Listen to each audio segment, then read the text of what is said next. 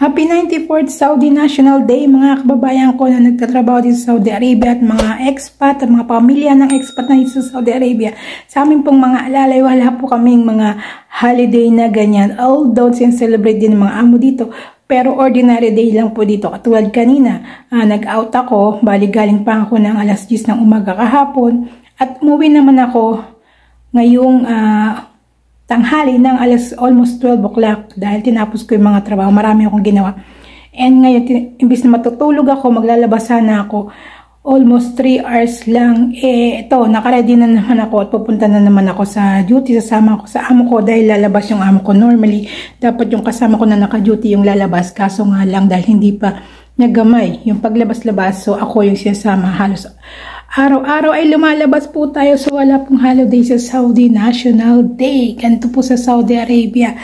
Basta nasa bahay ka, alalay ka man, katulong ka man, tiyagala ka man, o kahit ano ka pa man, lalo na kusinera, wala pong holiday. Hi mga kasmorgs! Natapos na ang araw natin sa pag-duty. Ito, time check, 8:30 na ng gabi mga kasmorgs. Pero naghintay pa ako ng pagkatuyo ng aking mga nilabhan.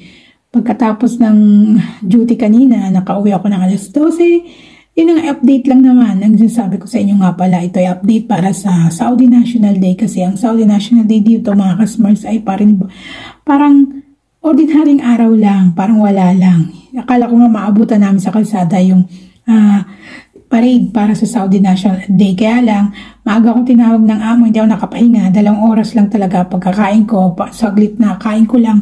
Tinawag ako, so diretso ligo dahil lumabas na naman kami ng asar time. Ibig sabihin yun yung prayer time sa hapon. So pagkatapos noon, lumabas na naman kami.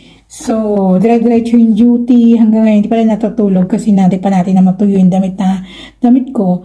Para, nang sa ganun, syempre, may ayos ko naman mamaya bago ako matulog. So, ganun lang araw namin dito mga kasmors na mga alalay. Kasi nga, swerte mo kung ganitong araw, may time ka para sa sarili mo. Hindi naman lahat ng oras kasi. So, dahil nakabakasyon kasama ko sa obligadong araw-araw kong lumabas. So, ganun lang mga kasmors. Ang Saudi National Day dito ay ordinaryong araw para sa mga OFW sa bahay, mga alalay, kusinera, basta nasa loob ng bahay.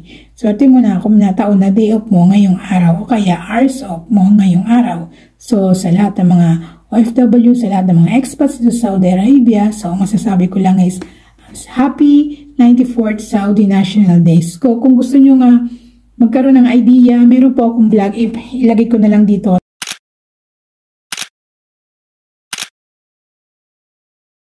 Pagkatapos ito, yung aking pagpapaliwanag ng Saudi National Day or yung watani dito sa Saudi Arabia. So, yun lang mga kasmart. Maraming salamat. God bless everyone. See you on my next vlog. Bye-bye. Masalama. Shukran katir.